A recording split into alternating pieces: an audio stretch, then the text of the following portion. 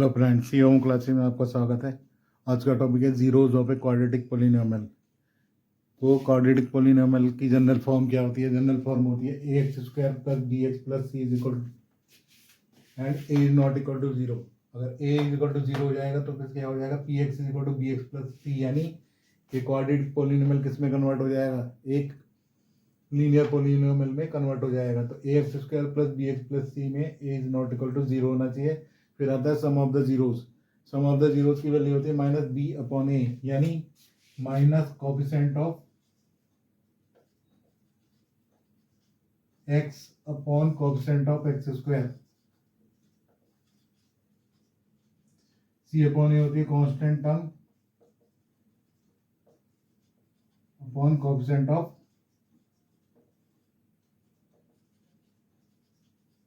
किसी भी quadratic polynomial के जीरोस निकालने के लिए इस पोलिनोमियल को जीरो के इक्वल रख देते हैं, जिससे हमको उसकी जीरोस निकल जाएंगे फैक्टराइज मेथड से। एक्सरसाइज 2.2 का question number 1, x square minus 2x minus 8 इसकी find the zeros of this polynomial and find the relationship between coefficient and zeros. तो सबसे पहले हम क्या करेंगे? इसकी प्राइम फैक्टर करेंगे। तो प्राइम से इसके फैक्टर स्प्लिटिंग रिलेशन से 8 के फैक्टर करें तो क्या आएंगे? 4 और 2, x square minus 4x plus 2x minus 8, x common ले लेते एक्स माइनस 4 और प्लस 2 कॉमन ले लेते एक्स माइनस 4। हमारे पास आ गया एक्स माइनस 4 और x plus 2। For finding zeros putting p x is equal to zero put कर दो, हमारे पास आ जाएगा एम एन 4 x minus 4 x plus 2 is equal to zero. इसका मतलब x minus 4 is equal to zero और x plus 2 is equal to zero. इससे हमको मिलेगा x equal to 4 x equal to minus 2। तो these are the two zeros of the this polynomial. X equal to 4 and x minus equal to minus 2 are the two zeros of this polynomial. अब इस polynomial की zeros आ गई हमारे पास, x equal to 4 और x equal to minus 2। तो सबसे पहले हमने सम ऑफ द जीरोज निकाला, 4 minus 2 is equal to 2। Product of the zeros निकाल लिया, 4 into minus 2 is equal to minus 8। अब x square minus 2x minus 8 में what is the coefficient of a means coefficient of x square, b means coefficient of x और c means constant terms. Coefficient of x square हो गया a 1 हो गया, b is equal to minus 2 हो गया। अब हमने निकाला minus b upon a, minus B upon हो गया माइनस माइनस 2, b की वैल्यू माइनस 2 थी अपॉन 2, ऐसे c अपॉन a माइनस 8 आ गया। तो हम क्या देख रहे हैं कि सम ऑफ द जीरोज इसके इक्वल है, माइनस बी अपॉन ए के इक्वल आ रहा है and product of the zeros इसके इक्वल आ रहा है सी अपॉन ए के। माइनस बी अपॉन ए क्या है? कोएफिशिएंट ऑफ एक्स और ए क्या है? Coefficient of x square and c क्या है? कांस्टेंट टर्म एंड ए क्या है? Coefficient of x square. तो कोएफिशिएंट्स ऑफ दिस पोलिनोमियल्स और जीरोस के बीच में एक रिलेशनशिप स्टैब्लिश हो गई। तो ये वेरीफाइड हो गया इनके बीच में रिलेशनशिप। क्वेश्चन नंबर 1 के सेकंड पार्ट पर आते हैं। 4s square minus 4s plus 1, इसमें ए की वैल्यू 4 है। ए क्या है? Coefficient of S square, B क्या है? कोएफिशिएंट ऑफ एस और सी कांस्टेंट टर्म है। तो इसके हमने फैक्टर कर लिए, फैक्टर आ गया 4s square minus 2s plus 1। क्यों? क्योंकि कोएफिशिएंट ऑफ एक्स स्क्वायर और 1 की मल्टीप्लाई करने पे क्या आ रहा है? 4 के हमने इसे 2 पार्ट किए, इनको प्लस किया, माइनस करने पे 4 आना चाहिए था और मल्टीप्लाई करने 4, तो 2s पेयर में से 2s कॉमन ले, 2s माइनस 1, यहाँ पर माइनस 1 कॉमन, 2s माइनस 1 और अब 2s माइनस 1 क्या हो गया? अगेन कॉमन आ गया। तो उसके लिए for finding zeros putting vs is equal to 0, 2s minus 1 2s minus 0 के इक्वल, तो 2s minus 1 is equal to 0 और ये 2s minus 1 is equal to 0। हमारे पास s की वैल्यू आ गई 1/2 और 1/2। तो ये क्या है? ये है जीरोस हैं दोनों पोलिनोमियल की। हमने सम ऑफ द जीरोस निकाले, 1/2 प्लस 1/2 इज इक्वल टू 1 आ गया। प्रोडक्ट ऑफ द जीरोज आ गया 1/2 इंटू 1/2 इज इक्वल टू 1/4। अब फिर हमने क्या किया है कि माइनस बी अपॉन ए की वैल्यू निकाली। माइनस बी अपॉन ए कितना था? Minus minus coefficient of x जो कि 4 माइनस 4 था अपॉन एक्स स्क्वायर यानी 4, तो इसकी वैल्यू आ गई 1 और सी अपॉन ए क्या है? 1/4 is equal to 1/4 constant term of coefficient इसका। तो सम ऑफ जीरोस किसके को आ रहा है, माइनस बी अपॉन ए, जो कि क्या है minus coefficient of x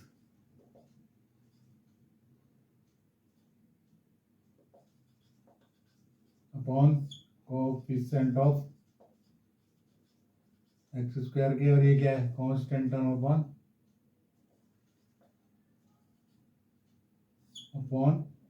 coefficient of x square.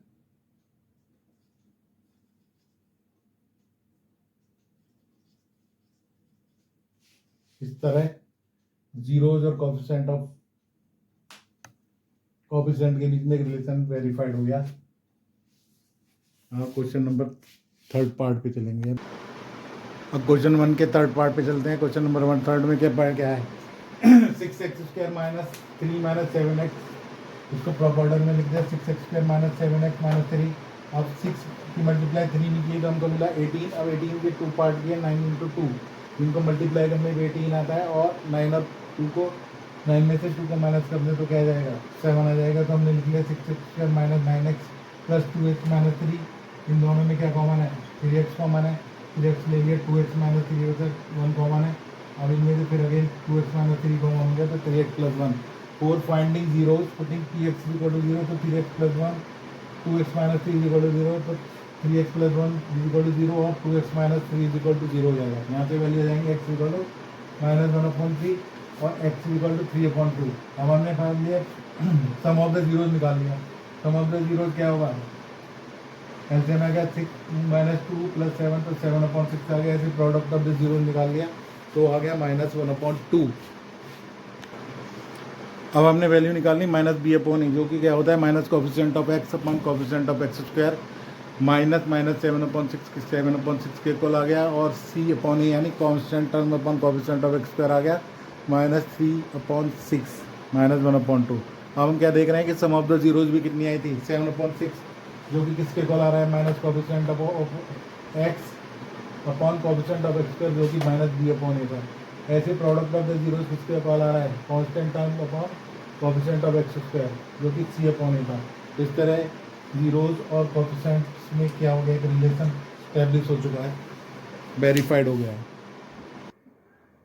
Fourth part पर चलते हैं। क्वेश्चन है P U is equal to 4u² plus 8u।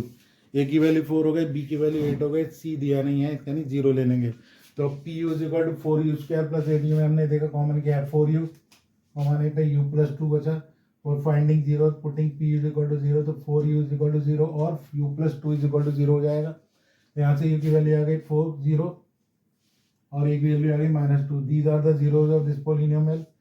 तो 0 and -2 are these 2 zeros of this polynomial। उसके लिए बस आपने निकाला भी find the sum of zeros. 0 - 2 is equal to -2, product of the zeros 0 × -2 is equal to 0। तो again हम क्या देख रहे हैं कि माइनस बी अपॉन ई की वैल्यू हो गई -8/4 -2, जो कि क्या है minus coefficient of x upon coefficient of x square. ऐसे सी अपॉन ए कैलकुलेट कर लेगा, जो कि constant term upon coefficient of x square 0 के बराबर हो गया। तो हमने क्या देख रहे हैं कि सम ऑफ द जीरोस किसके इक्वल आ रहा है minus coefficient of x upon coefficient of x square, and product of the zero is equal to constant terms upon coefficient of x square. तो there is a relation between sum zeros and coefficients are verified here। Question number उनके fifth part में दिया हुआ है t² -15। तो यहाँ पर a की वैल्यू हो गई 1, b क्योंकि टर्म दी नहीं है t की 0, तो b is equal to 0, c is equal to -15। अब हमने pt is equal to t² -15 को लिख लिया √15 का होल स्क्वायर। यह क्या बन गया a² -b², जो कि किसके बराबर होता है a प्लस बी और a माइनस बी के। एक बार प्लस किया एक बार माइनस किया। 4 finding zeros putting p t is equal to 0, हमारे पास आएगा t माइनस √15 और t plus √15 is equal to 0, तो t इज इक्वल टू 15 और t is equal to -15। Number zeros क्या हो गए इसकी √15 और -√15। सम ऑफ द जीरोज निकाला √15 -√15 0, प्रोडक्ट ऑफ द जीरोज निकाला तो √15 × 15 में कन्वर्ट हो गया। अब हमने पहले की तरह वही माइनस बी अपॉन ए, जो कि minus coefficient of x upon coefficient of x square के इक्वल होता है, निकाल लिया। 0 अपॉन ए क्योंकि बी की वैल्यू 0 थी और ए की वैल्यू 1 थी 0। सी अपॉन ए निकाला है, जो कि constant term upon coefficient of x square होता है हो गया -15/1 C/A। तो हम देख रहे हैं कि सम ऑफ द जीरो जो कि किसके इक्वल आया था, जीरो के इक्वल आया था, वो किसके इक्वल हो गया minus coefficient upon x upon coefficient of x square. इसी तरह प्रोडक्ट ऑफ द जीरो हो गया -15 जो किसके इक्वल हो गया constant terms upon coefficient of x square. इस तरह जीरोस और पॉलिनोमियल और कोफिशिएंट के बीच एक रिलेशन वेरीफाइड हो रहा है। क्वेश्चन नंबर 1 के 6 पार्ट पर चलते हैं। 3x square minus x minus 4, इसमें a की वैल्यू देखें तो कोफिशिएंट x स्क्वायर 3 के बराबर है, कोफिशिएंट x माइनस 1 के बराबर है, c की वैल्यू -4 है। आप px equal to 3x square minus x4 के फैक्टर किए स्प्रेडिंग मिडिल टर्म से। पहले 3 इंटू 4 की मल्टीप्लाई की तो हमारे को 12 मिला है। 12 के दो पार्ट करें तो 4 3 12 होते हैं, जिनको माइनस करने पे क्या आ गया, 4 में से 3 1 आ जाएगा। हमने लिख लिया इसको 4x माइनस 4x प्लस 3। अब इस पेयर में से एक x कॉमन लिया, 3x माइनस 4, यहाँ पर 1 कॉमन हो गया, 3x minus 4, again 3x minus 4 हो गया तो x प्लस 1 बचा। Both finding zeros, same pattern जैसे अभी और क्वेश्चनों में किया है। px इक्वल टू 0 रख दिया तो x की वैल्यू आ गई 4/3 और x की वैल्यू हो गई -1। सम ऑफ द जीरोस निकाल लिया हमने। सम ऑफ द जीरोस कितना हो गया, 4/3 -1/1 लग गए, एलसीएम ले लिया 3 तो हमारे पास आ गया 1/3। प्रोडक्ट ऑफ द जीरोस आ गया 4/3 -1 इज इक्वल टू -4/3। अब हमने वैल्यू निकालनी -b/a की, जो कि होता है minus coefficient of x upon coefficient of x square. इसकी वैल्यू आ गई -1/3 C1 upon coefficient upon constant term upon coefficient of x square, जो कि किसके इक्वल आ गया -4/3। हम देख रहे हैं कि सम ऑफ द जीरोस पहले कितना आया था 1/3, वो किसके इक्वल है minus coefficient of x upon coefficient of x square, और प्रोडक्ट ऑफ जीरो -4/3 आया था, जो कि किसके इक्वल है constant term upon coefficient of x square.